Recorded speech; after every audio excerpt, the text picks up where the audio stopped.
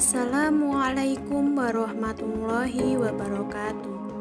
Kami dari kelompok 5 akan mempresentasikan hasil kerja kelompok kami dengan judul Statistik Inferensial.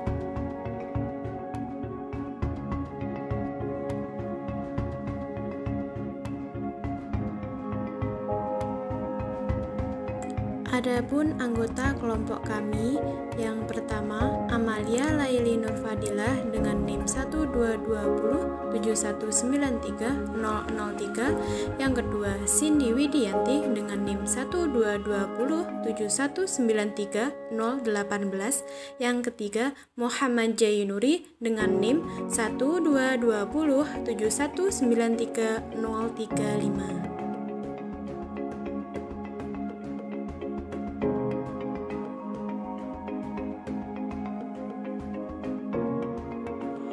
Pengertian statistik inferensial dan hipotesis.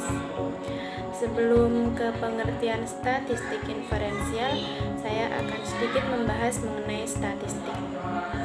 Menurut Dajan, statistik merupakan metode guna mengumpulkan, mengolah, menyajikan, menganalisa, dan menginterpretasi data kuantitatif.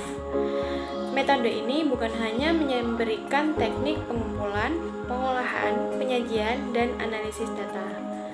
Metode ini juga memberikan teknik menarikan kesimpulan tentang ciri-ciri populasi tertentu dari hasil perhitungan sampel yang diambil acak dari populasi yang bersangkutan.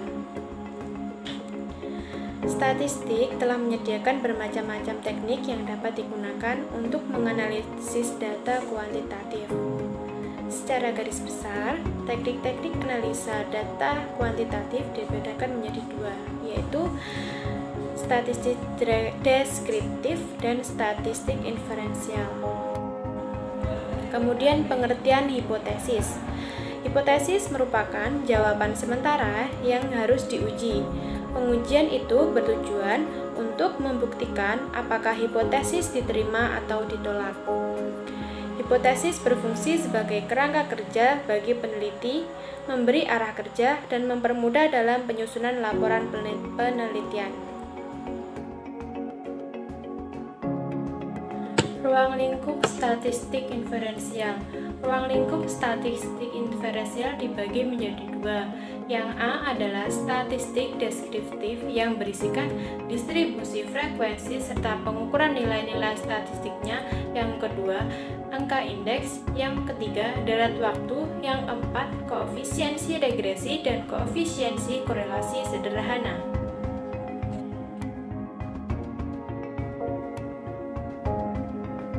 Kemudian yang B, yaitu statistik inferensial yang berisikan 1. Probabilitas, 2. Distribusi teoritis, 3. Sampling dan distribusi sampling, yang keempat estimasi harga parameter, yang kelima uji hipotesis termasuk ciri square dan analisis varians, yang keenam analisis regresi, yang ketujuh time series atau deret waktu, yang kedelapan koefisiensi regresi dan koefisiensi korelasi sederhana.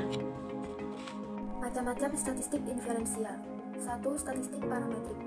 Penggunaan teknik statistik parametrik berdasarkan pada asumsi bahwa data yang diambil mempunyai distribusi normal dan jenis data yang digunakan interval atau rasio. Statistik parametrik digunakan untuk menguji parameter populasi melalui statistik atau menguji ukuran populasi melalui data sampel. 2. Statistik non-parametrik. Penggunaan statistik non-parametrik tidak mengharuskan data yang diambil mempunyai distribusi normal dan jenis data yang digunakan dapat nominal dan ordinal. Statistik non-parametrik merupakan bagian statistik yang parameter populasinya atau datanya tidak mengikuti suatu distribusi tertentu. Jenis-jenis teknik pengujian statistik inferensial.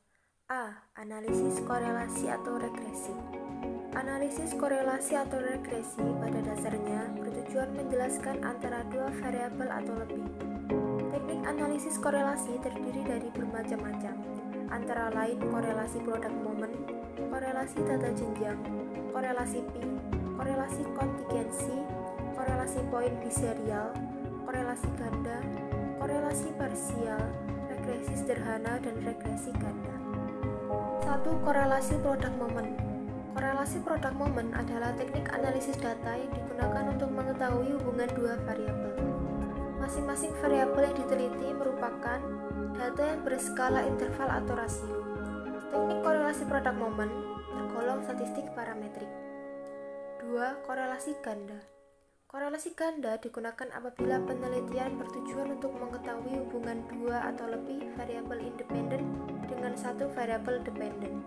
Dengan perkataan lain, variabel independen yang diteliti terdiri dari dua variabel atau lebih. 3. Korelasi parsial. Korelasi parsial digunakan apabila peneliti ingin mencari kontribusi secara murni dari variabel independen terhadap variabel dependen. Korelasi parsial digunakan untuk mengetahui hubungan masing-masing variabel dengan variabel dependen. Kemudian yang keempat, regresi sederhana. Digunakan untuk mengetahui linearitas hubungan dua variabel dan dapat digunakan untuk memprediksi kenaikan variabel dependen apabila variabel independen diketahui. Kemudian yang kelima, korelasi ganda.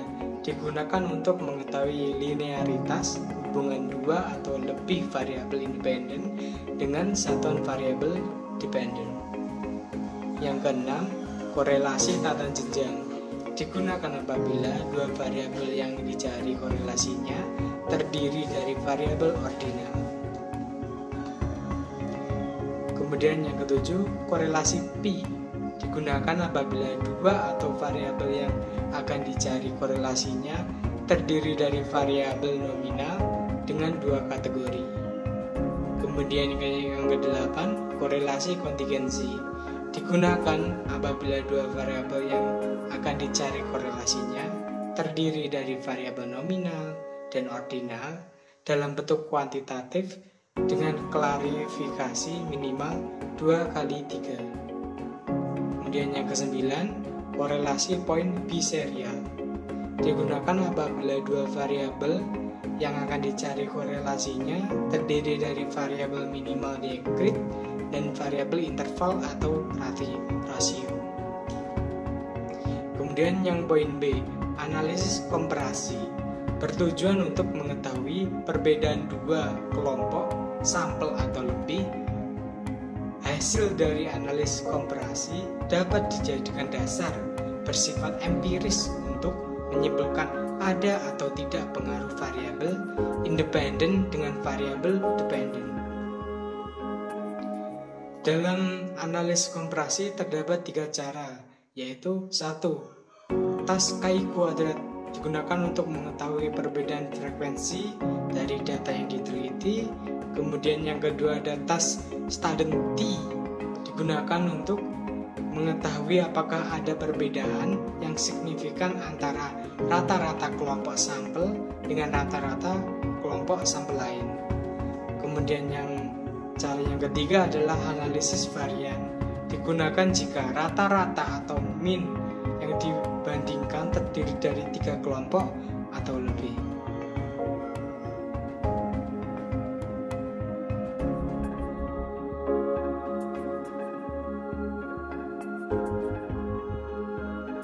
Sekian yang dapat kami sampaikan. Jika ada kurang lebihnya kami mohon maaf.